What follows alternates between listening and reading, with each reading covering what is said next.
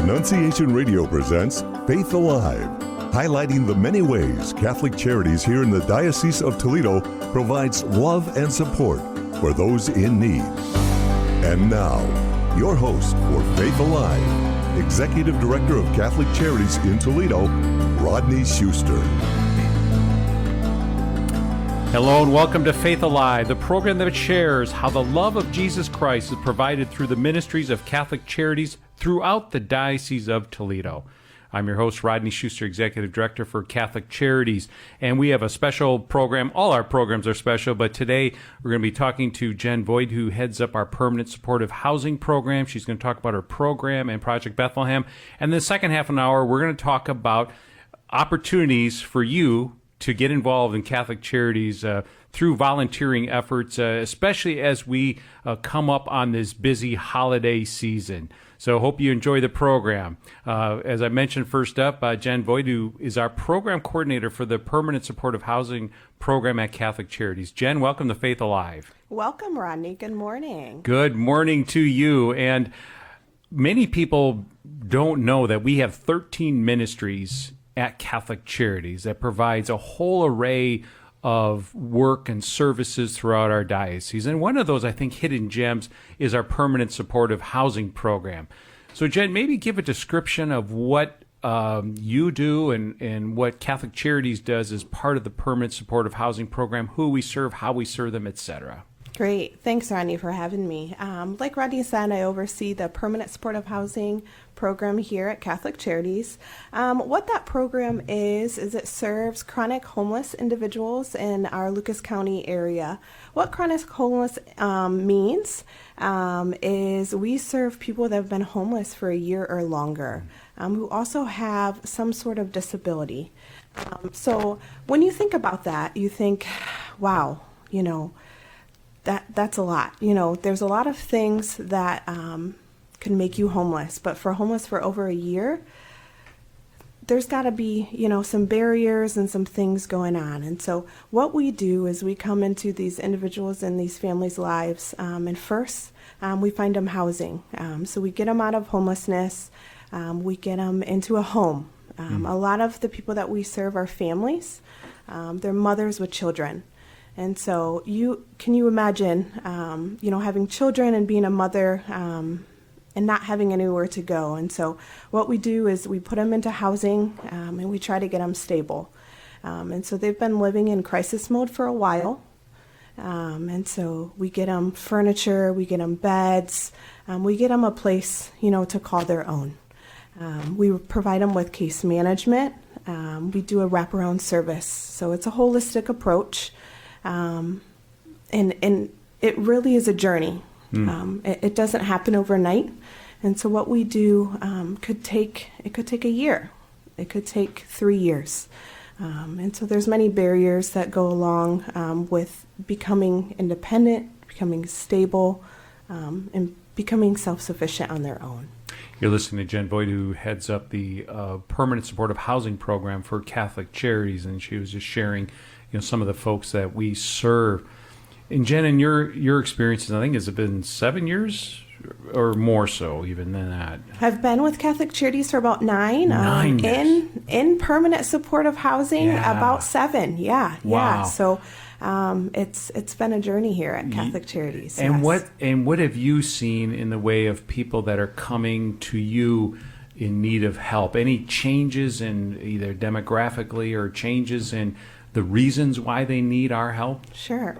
Yeah, I think, what I see across the board year after year is a lot of them they're broken. There are series of events that led them to us, series of things that have happened over a period of time.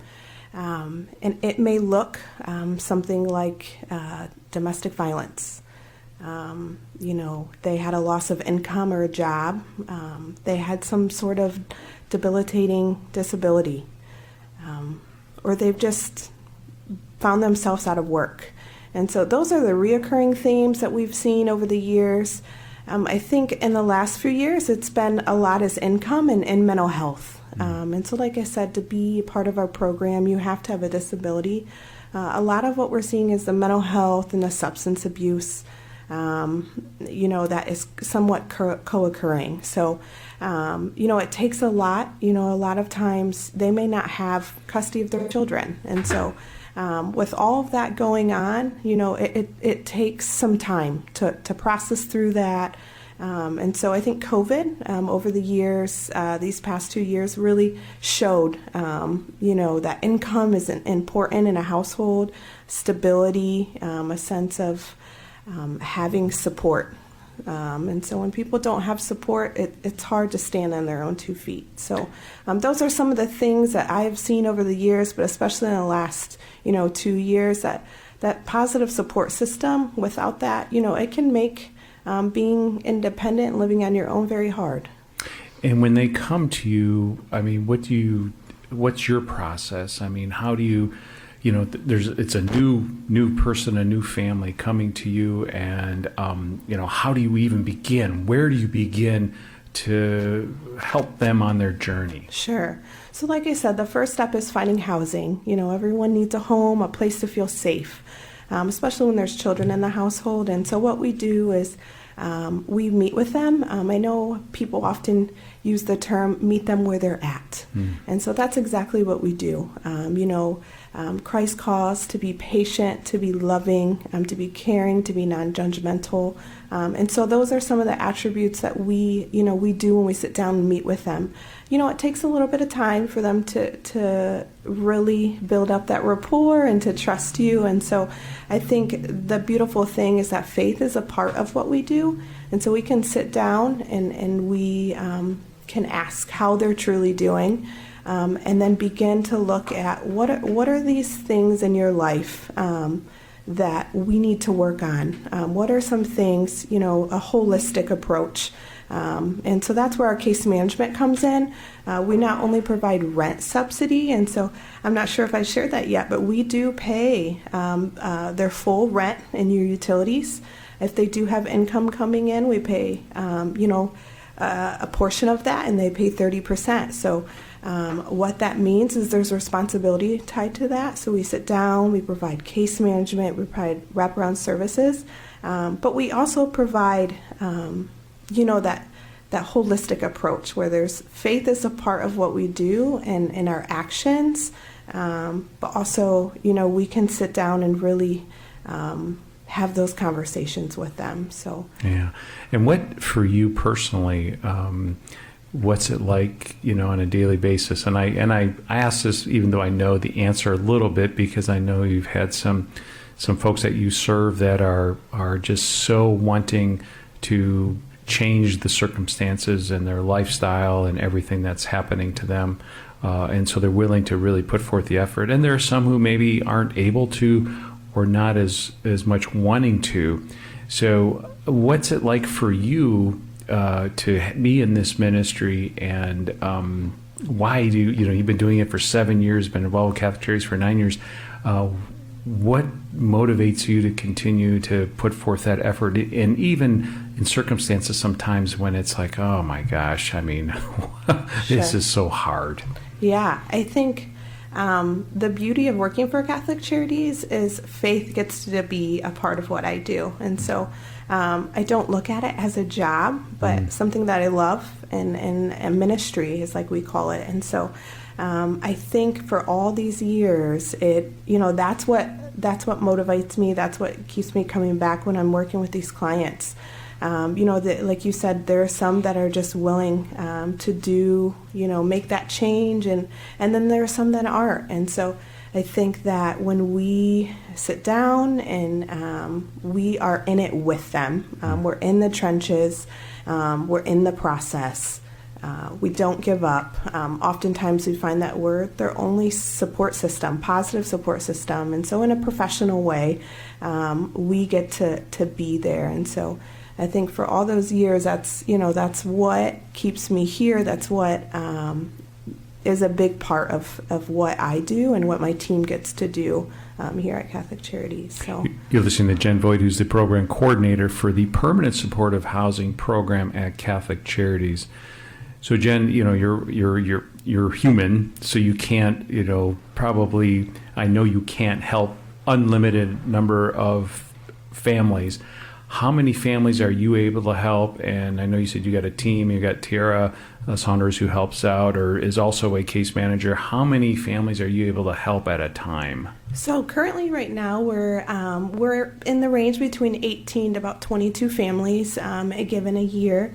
Our support is based off of the amount of rent subsidy we have, and so over the years we've seen larger families, and so we want to make sure that we put them in a home that best suits them, and so.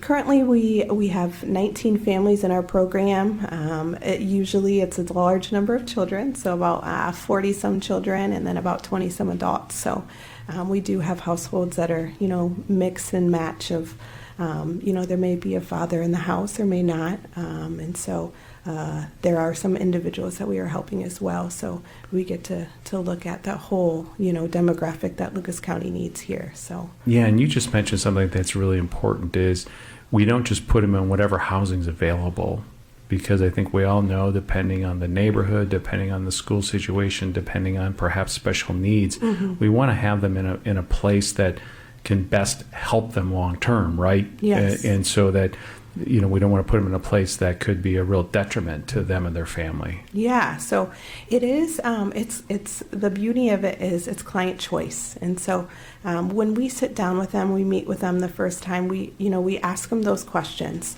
Where would you like to live? What are some things that you want in your household? And we try to work with them to find that. But at the end of the day, they get to choose their housing. And so we give that back to them. We let them make those choices. And we make sure it's safe and affordable and something that, is a good around, good fit for them. So, you got to think about school systems and those sort of things. And so we try to put, that input into where they're going to live and what they have access to. And how important is it, too, that it's not just, okay, congratulations, you have a new place to live, see you later, but how important is it that you continue that relationship with them as they journey? Yeah, so I think... You know what? We're going to be heading to break, but we can continue this conversation and also talk about Project Bethlehem, which is a great opportunity for people to get involved. You're listening to Faith Alive. Our guest for the segment is Jen Boyd, who heads up the Permanent Supportive Housing Program for Catholic Charities. We'll be back in a few minutes.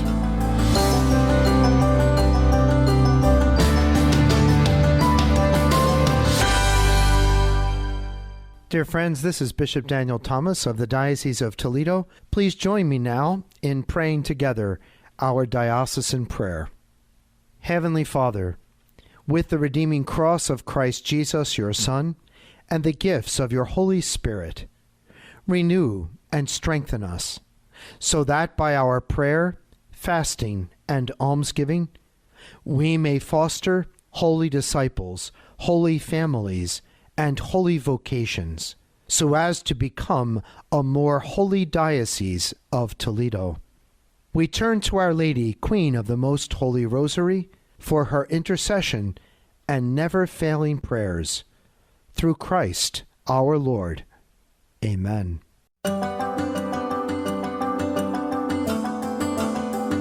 Now, back to Faith Alive with Rodney Schuster, Executive Director of Catholic Charities here in the Diocese of Toledo. Welcome back to Faith Alive. I'm Rodney Schuster, Executive Director for Catholic Charities, Diocese of Toledo. And our guest for this segment is Jennifer Voigt, who heads up the Permanent Supportive Housing Program for Catholic Charities. Jen, before the break, we were talking a little bit about the importance of continuing that relationship and continuing to be there as a form of support for those you're serving. Share a little bit about that, because I know one of the challenges we have in some of our ministries, it's like when people leave, then we also lose that contact, and then we sometimes don't even know, like, gosh, how did it turn out? Were they able to turn their life around? Were they able to whether get employment or housing? But on your program, Permanent Supportive Housing Program, share a little bit about how beneficial it is to have that ongoing relationship.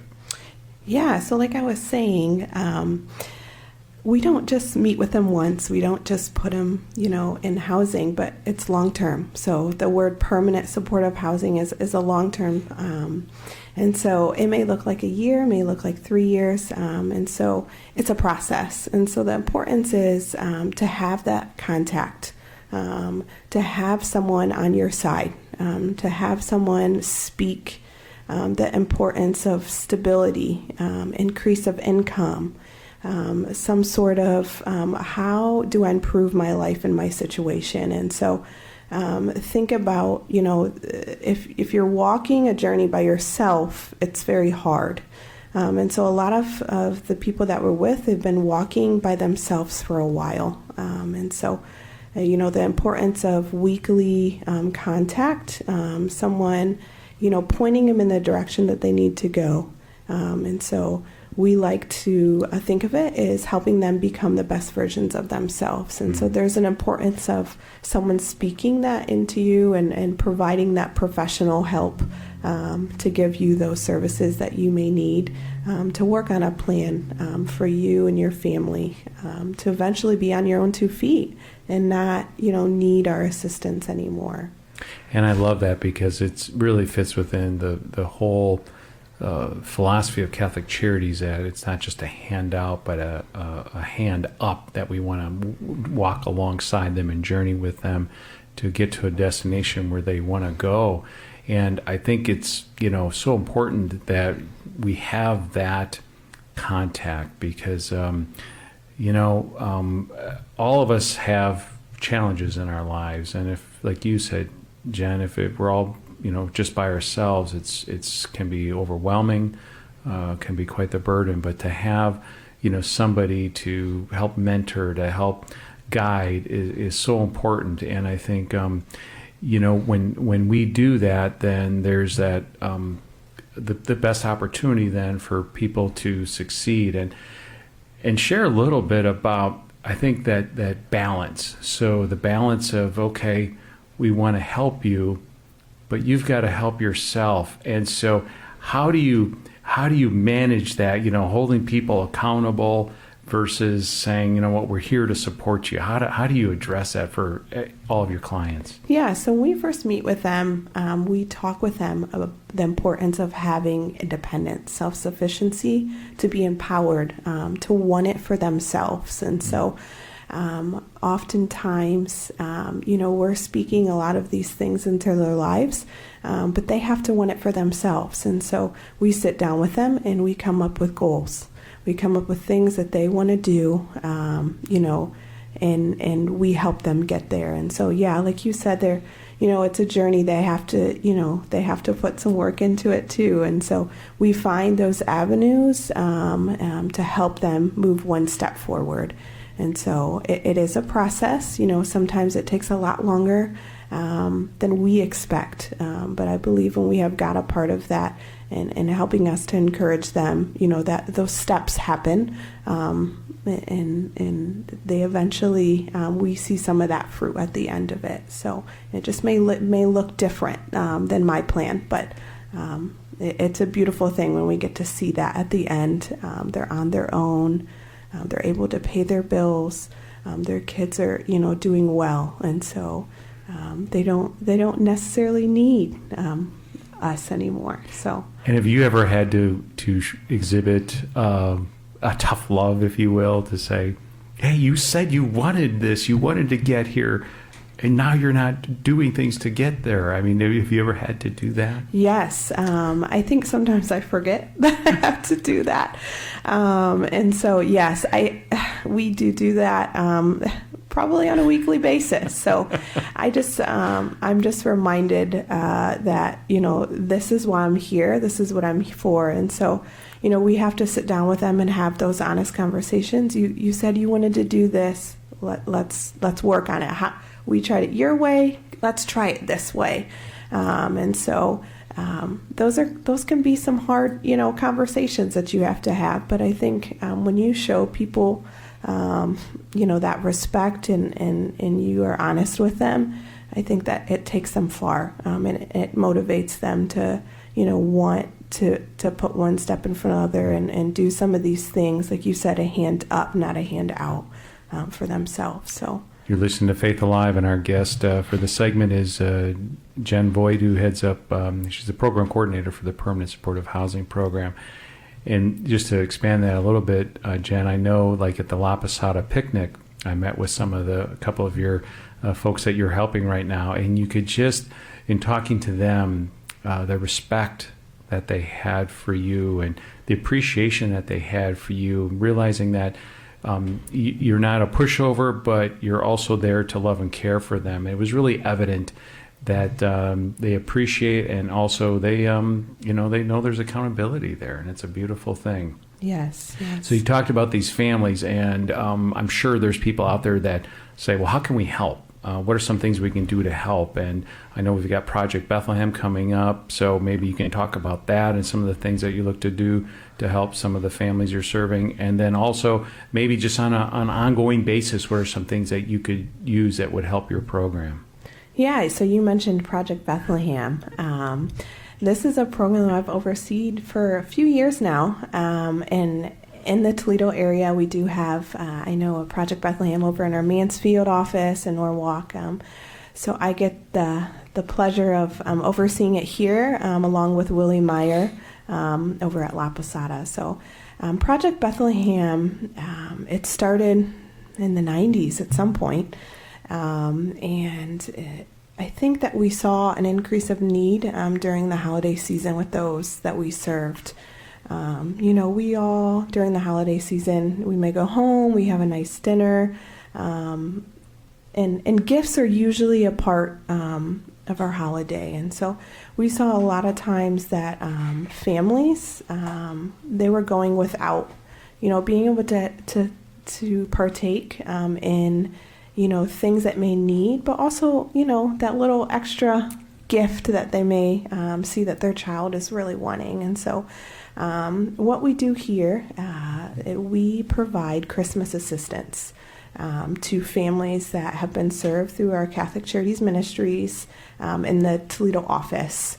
And so over the last couple years, we've seen a huge need at La Posada, in our permanent supportive housing. Sometimes gifts are going to Helping Hands and some of our other ministries, Respect Life. And so what that looks like is we're providing the children, with coats and blankets and snow boots, but also, those little gifts that they're just, they get to go back to school and say, I got this.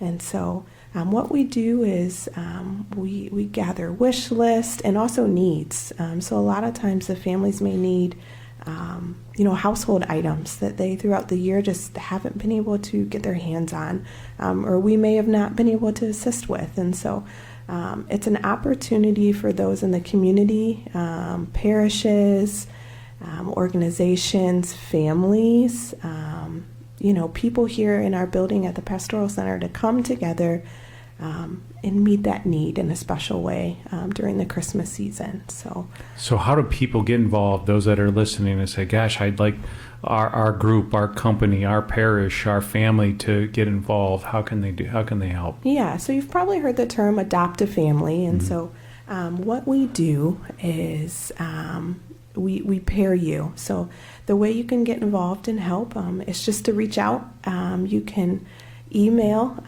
us here at Catholic Charities. You can give me a call, Jen Voigt, and just in any way that you'd like to give. We have people that, like I said, adopt a family. They say, hey, we want this size, particular, and we want to provide gifts for them. And we also have people that just want to provide a nice Christmas meal.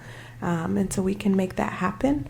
But also, if you just want to donate, you can do that as well. And so there's many ways. I know volunteers are always needed as well.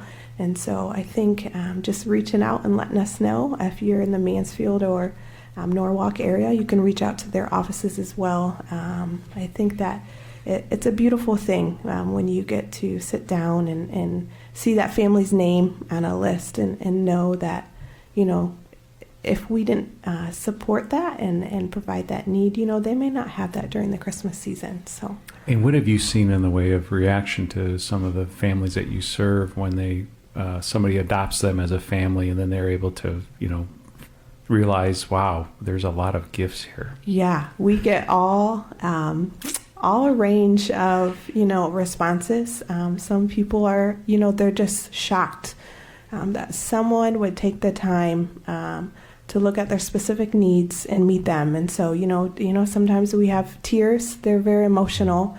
We have the jaw drop. I can't believe this is for me. And then you have people that, they're really appreciative, and they don't have words, but they write them. And so the beauty of it is they'll write, their sponsor a little note, and sometimes we get to read those. And so, they're very appreciative of that. And we oftentimes, when the parents come pick the gifts up for their family, we ask for kids not to come so that, they can, surprise them. And so sometimes when the kids come, though, sometimes, there's a few incidents. Oh, that's the greatest thing is when you see that little guy or the little girl, and they're just, whoa, so it's it takes you back. Yeah. Wow. It's an incredible thing to see. So. And I've seen it firsthand over the years. Jen does a great job of finding nooks and crannies at the pastoral center to store gifts and keep them organized. Her and Tiara keep them organized for the families and trying to do it. And of course, we have last minute needs. Sometimes we have last minute folks that want to help. And but it's beautiful, and it's a labor of love that I know, Jen, that you've adopted yourself, and I think we've gotten better at getting you help and support for that. But again, if they want to help here, what's the email address? It's jvoigt@toledodiocese.org, so they can email me directly. And Voigt, V-O-I-G... G-T. G-T, no H in there. No H. It might be shot back to you, so no H in that. Or you can give me a call at 419-214-4955. That's 214-4955. You've been listening to Jen Voigt, who heads up the Permanent Supportive Housing Program for Catholic Charities. Jen, thank you for all that you do, and Tara does, and the entire team, to help families in need and to give them hope that they can journey to a place where maybe they never could have gotten before. Great, Rodney. Thanks so much. We'll be right back. Greetings in Christ Jesus, everyone. This is Bishop Daniel Thomas. As we continue our Living Christ Diocesan Capital Campaign, I know that many of you have already stepped forward with a generous investment in the future of our local church. Thank you for your generosity. Many more will be asked for your participation in the coming months as we move toward our overall goal of $65 million. Folks, already our pilot wave of parishes and our first wave of parishes have now, with only 33 parishes, reached 45% of our overall goal. Now we enter Wave 2 with 45 parishes, and next spring, Wave 3 with the same number of parishes. This diocesan-wide initiative provides opportunities to support important endowment, programmatic, and capital needs to preach the gospel and witness to Christ Jesus throughout our 122 parishes and pastoral ministries. These areas, folks, include strengthening our parishes, because the parish gets 35% of every dollar, supporting our clergy, increasing Catholic Charities services, building upon and maintaining the excellence of our Catholic schools, restoring our Mother Church, and forming lay leaders with education and training for service to the faithful. Friends, this Living Christ campaign is seeing tremendous support, and I thank you if you've already made a pledge or a gift, and I invite you, if you've not yet done so, to do so when your parish goes into the wave for our Diocesan Capital Campaign, so that all of us may be caught up in living Christ throughout the Diocese of Toledo, because together we will maintain the vitality of our local church for this generation and beyond. God bless you, and thank you.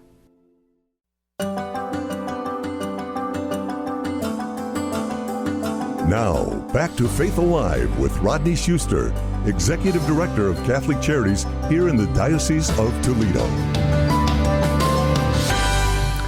Hello and welcome back to Faith Alive, the program that shares how the love of Jesus Christ is provided through the ministries of Catholic Charities throughout the Diocese of Toledo.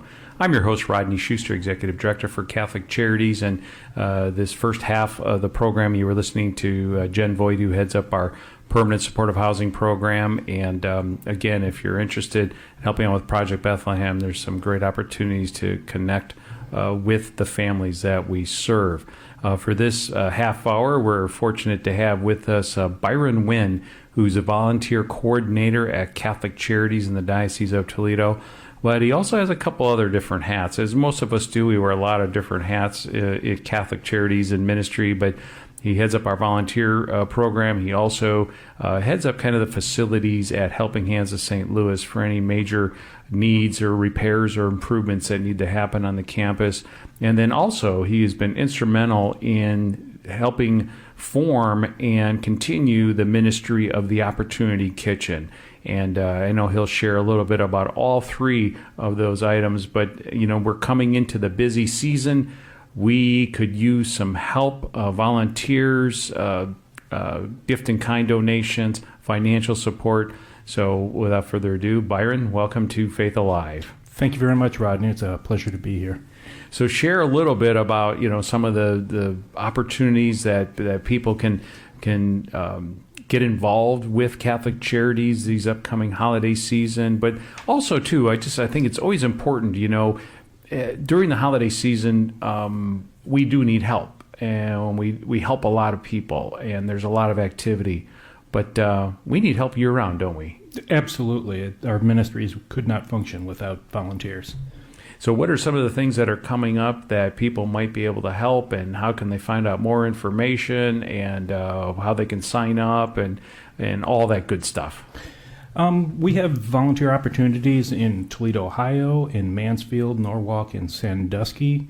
Here in Toledo, there's Helping Hands of St. Louis, the Outreach Center. We have needs for data entry volunteers, volunteers that will help load and offload trucks, sort food, and also clothing. We also have needs for folks that will do data entry and things like that, as well as in the Toledo Catholic Charities office.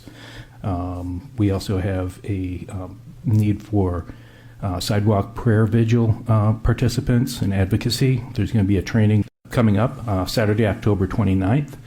We have needs for volunteers to visit folks in jail and prison in our jail and prison ministry. We also have needs at La Posada Family Shelter. And that might be something as easy as playing board games or doing homework with some of the kids there, or helping cleaning or doing a project, or and all of our ministries could always use a fundraiser. So you don't have to come to our sites to participate. If you are in high school, you can run a clothing drive or a food drive, and those will help our ministries. That's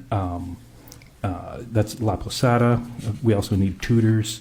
In Mansfield, Ohio, we have a need for case aides. These are folks that will visit folks in nursing homes that may not have family in the area. We need volunteers for the Hope Pantry, helping to stock and organize shelves. Norwalk, Ohio, we have needs for office support, volunteer guardians. I could go on and on. Yeah, I was going to say, Byron, basically, if you are interested in helping, we could probably find something for you to do. And I think it could be as simple as, like you said, lifting, loading and unloading trucks, and sorting and organizing clothes. It could be office duties where we could use help, and like you said, data entry, and maybe, taking phone calls, making phone calls. Could be, hey, we're part of a company, and we could do a drive to help support any of our ministries. It could be Helping Hands, could be La Posada, could be Hope Food Pantry, could be Miriam House, it could be, Sandusky, it could be our Office for Life and Justice and Jail and Prison Ministry. So there is any number of ways that people can get involved, and we just ask you to engage and to do it. And before I ask the next question, Byron, how can people learn and sign up if they're interested in finding out more? We have a great website. It's www.catholiccharities.nwo, Northwest Ohio, catholiccharities.nwo.org. We have a listing there of all the volunteer opportunities, ways to donate. There are partnerships that we have. If somebody has a vehicle they want to donate, it will benefit Catholic Charities. They can do that.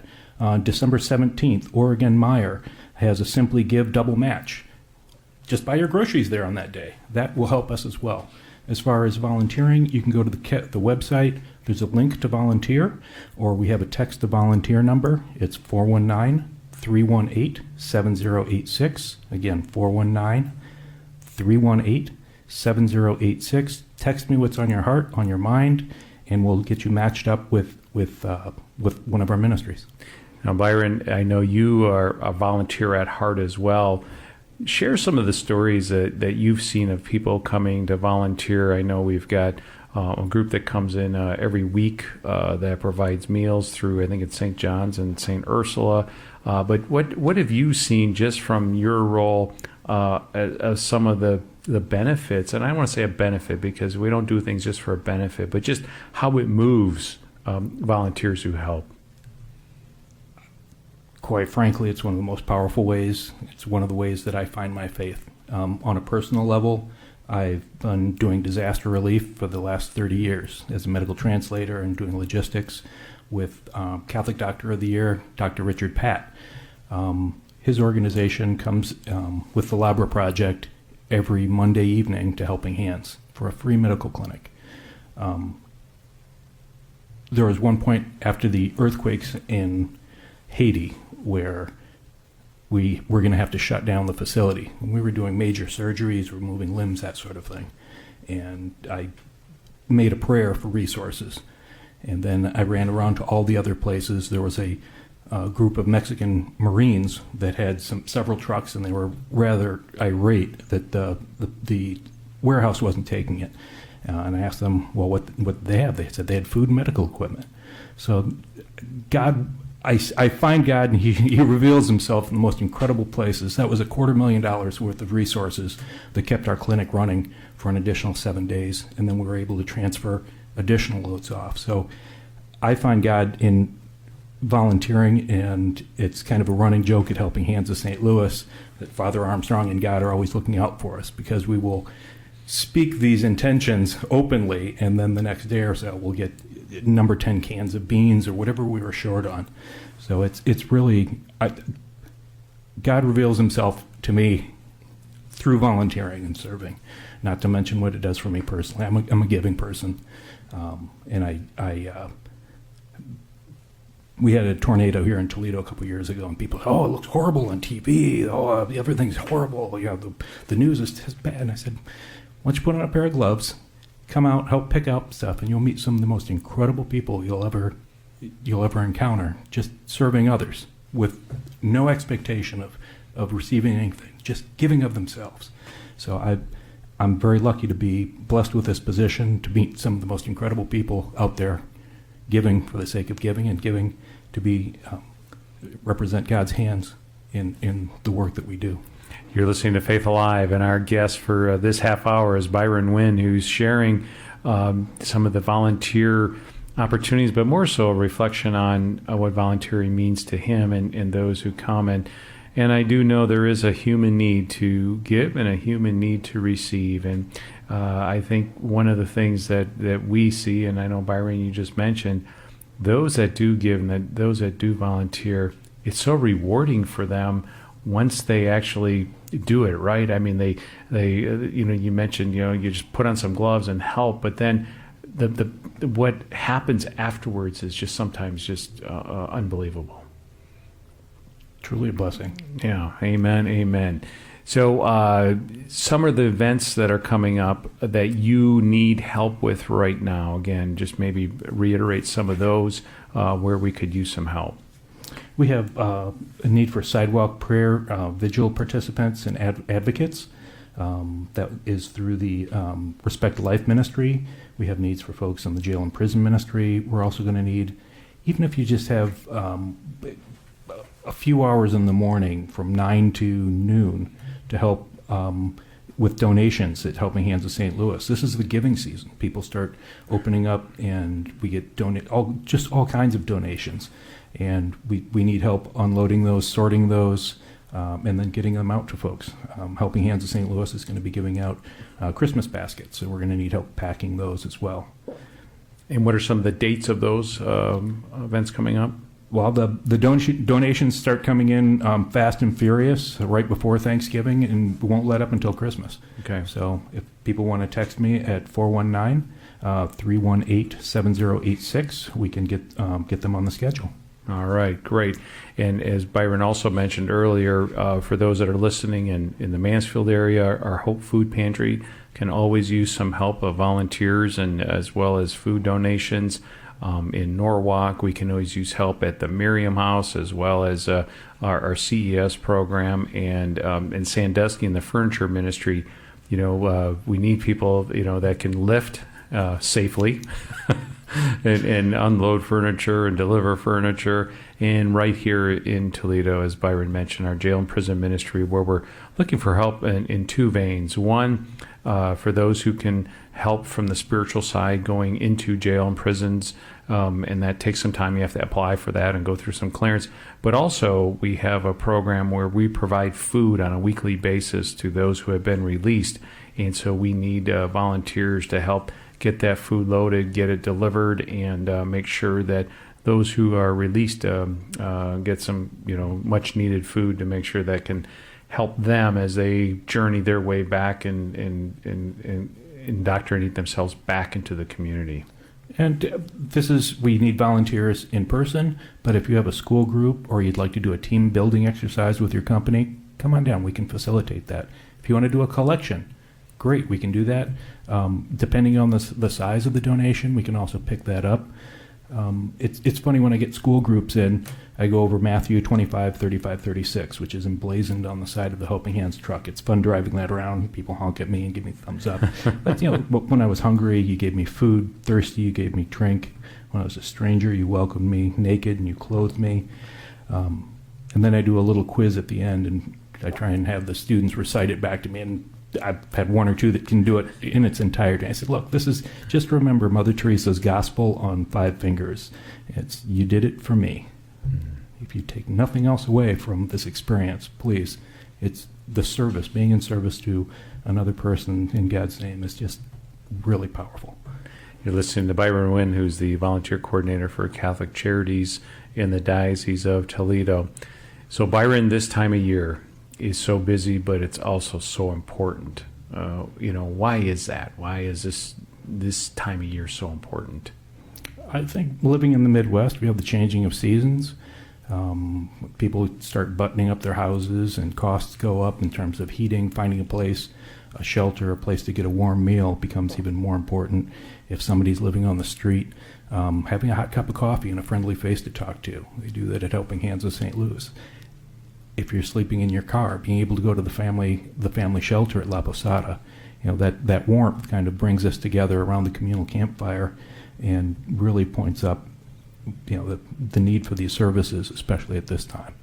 And I love that you mentioned the cup of coffee at Helping Hands, because I think what's important to note is that when you come to Helping Hands, whether you're volunteer or you're in need of food or need of clothes, it's a family, and it's one of those things that you can just sense the warmth of everybody that is there.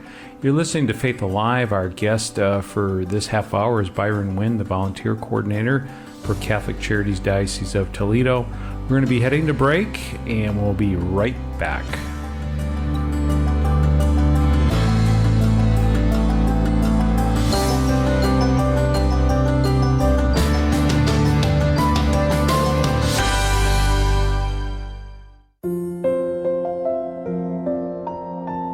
Are you or someone you know hurting from a past abortion? Contact Project Rachel for confidential help in starting your healing journey. Please call 419-260-5811 or visit hopeafterabortion.org. God's mercy is abundant and waiting for you. Project Rachel is here to offer confidential help on your journey to healing. Courage, an apostolate of the Catholic Church, ministers to persons with same-sex attractions and their loved ones. They also have an outreach called Encourage, which ministers to relatives, spouses, and friends of persons with same-sex attractions. Endorsed by the Pontifical Council for the Family, our beloved John Paul II said of this ministry, "Courage is doing the work of God." Please visit the Courage website, couragerc.org, to learn more and find a Courage chapter near you. Hi friends, Peter Range here from Ohio Right to Life, inviting you to your local 40 Days for Life campaign, which begins September 28th and runs through November 6th. The 40 Days for Life is dedicated to 40 days of prayer, fasting, and peaceful vigil for the end to abortion. Now more than ever, it's important the people of God stand together and stand up for the right to life where abortions are taking place. Join the campaign at 40daysforlife.com today.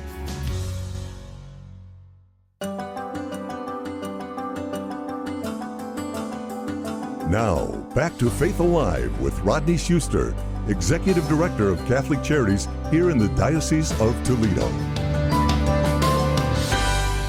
Welcome back to Faith Alive. I'm Rodney Schuster, Executive Director for Catholic Charities in the Diocese of Toledo. Our guest for this final segment is Byron Wynn, who's a volunteer coordinator at Catholic Charities. And we were talking before break, just, the busyness of the season, and as it gets colder and people, have, higher utility costs, and, sometimes I think, with that and families getting together, there's a greater need for food, greater need for clothes.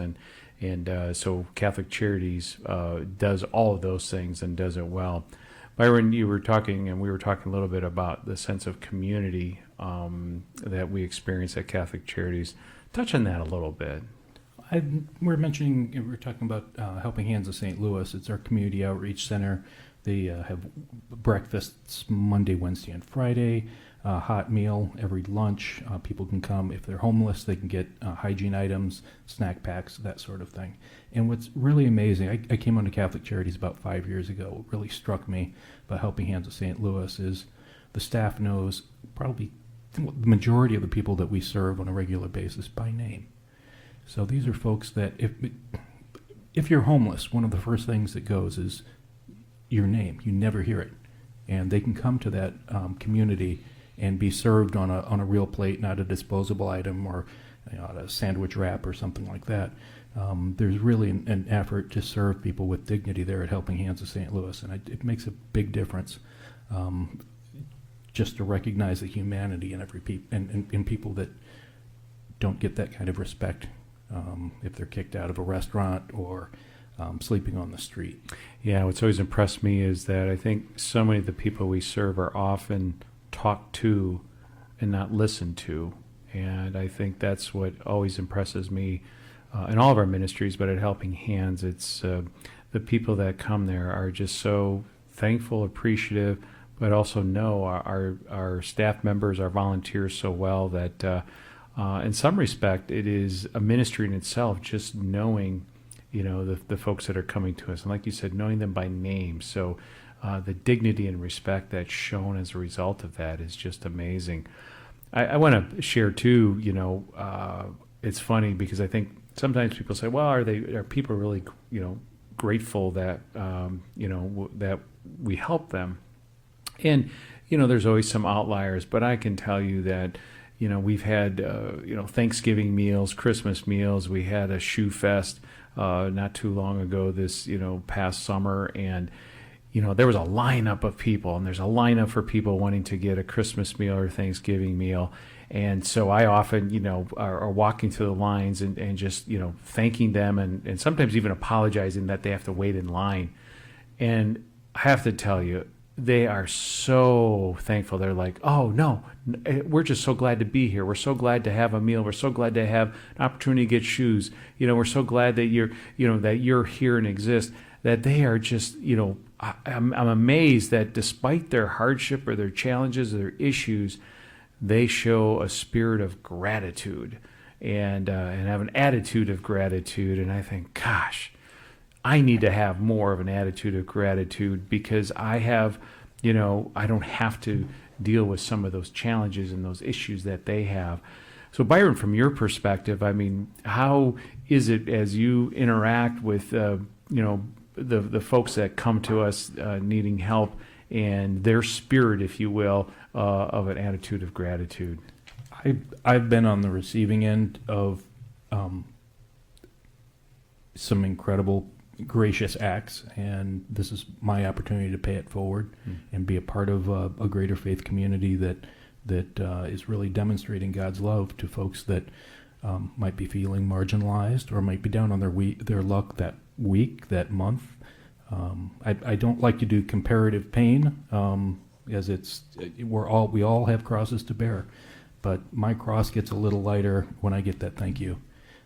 It makes the end of the day a little easier to know that I've helped move the needle in somebody else's life and made a difference in their life. And the thank you is icing on the cake. But I think it's important, a very important part of being in a faith community, being a Catholic, and extending what this diocese means to this community. I've spoken to people in other areas, and they say that Toledo really does a great job of serving the homeless population, unlike maybe a Chicago or some of the larger cities, that people don't fall as far between the cracks in Toledo because we're still a really tight community.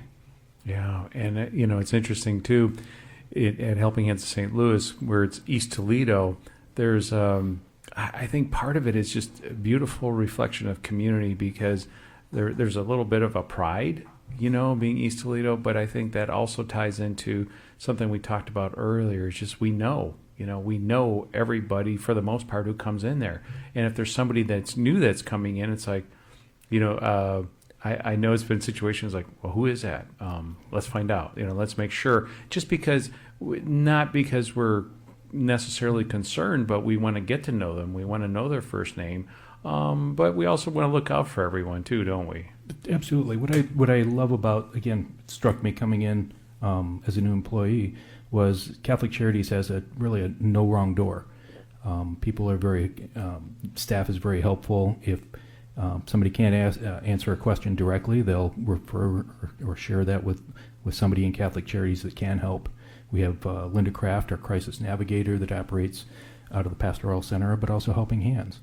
And if there are things that Catholic Charities can't provide in services, Linda will link those people with the services. And she's just got an encyclopedic knowledge of the resources in our community. Yeah, and the beauty of that program, and we've talked about in the past, is that not only do we provide referrals of places who can help, but we follow up with them to make sure that, or actually not make sure, but find out, did that help or didn't it help, and then what are some of the other options. Byron, you've shared a little bit about your passion and your heart. One of the things that you've done with that passion and love and concern is you brought another ministry to Catholic Charities a few years back called the Opportunity Kitchen. Share a little bit about that and what it does and how it helps people. I remember when you onboarded me, we had lunch over at Michael's on the Near East Side, and you said to me, look, we serve about 150, and now it's 200 meals a day at Helping Hands of St. Louis. If we go to 300, we're, as an organization, heading in the wrong direction. We need to make some transformative, allow people some transformative change in their life. So I looked at the kitchen at Helping Hands of St. Louis, said, we've got some downtime between 1 and 4 or 5, and we started a culinary arts program. It's a 10-week culinary arts program. We have an incredible instructor and a person that put together an entire program, Sandra Irvine. And what it is basically it's a Six Sigma program with a food budget. We're teaching people that there are processes in life. If you learn the processes and your time, you can stretch your time horizon out, so you're not just looking 4 hours ahead of where you're going to eat and sleep. Perhaps you plan out your meals and your day so that you can look out 7 days. You're employable at that point. And it's a transferable skills class, and the ultimate goal of the class is sustained employment. And we're working very hard to teach people the dignity of work and the professionalism that comes in the culinary arts. And it's, on a very basic level, it's breaking things down, and there's, make a process, make a recipe. If you put salt in the brownies, there's an immediate feedback. Okay, these are salty brownies instead of sugar. But a lot of life is processes. and routines and rituals, and we're trying to reincorporate that. There are folks, and we need volunteers for this, folks to come over to La Posada and play board games with kids. These are kids that haven't had that experience of cooking with grandma or mom or dad, or playing a board game where we can put a checkerboard down, and then we decide, you and I will decide, are we playing chess or checkers? There's a different set of rules. So when we can share those rules, we, as a society, are better. These are the shared, the 10 Commandments. These are the rules that, let's start with these. And, I think everybody agrees murder's not is bad, but I think there's kind of a loss of some of those shared experiences and shared social glue that glues people together. So the Opportunity Kitchen, our ministries are really a way of showing and sharing those things with folks. Our guest for the segment is Byron Wynn, who's a volunteer coordinator for Catholic Charities in the Diocese of Toledo. As Jen Voigt was sharing earlier, and it's, I think, similar to the Opportunity Kitchen, it's not just a transaction. It's a relational, treating people with dignity and respect, looking as through the lens of the eyes of Jesus to those that come to us. And I think Opportunity Kitchen's another area. It's not just, okay, it's important that you get this class done and you graduate. There's more to it, isn't there, as far as that deeper support and guidance and help? Absolutely. There's a mentorship. We track for a certain number of months afterwards, but I've had students that 2 years later have called me out of the blue and say, hey, I need help with this. Can you help me? And sometimes it's a shoulder to lean on. Sometimes it's some resources. And we try to help very much with that. The goal is to keep them employed. People's cars break down. They have challenges at the workplace. They may not know how to speak the language in the workplace. It's a very fulfilling program for us and for our students. Awesome. Byron, so if people want to volunteer, where do they go? They can text to volunteer at 419-318-7086 or go to our website, catholiccharities.nwo.org. That's no spaces. Awesome. Byron, thank you so much for your service and your ministry. You're a blessing to Catholic Charities and those we serve. Until next week, God bless. You've been listening to Faith Alive with Rodney Schuster. For more information about Catholic Charities programs and services, visit CatholicCharitiesNWO.org. You can listen to this and other episodes anytime on demand on the Annunciation Radio mobile app and at AnnunciationRadio.com.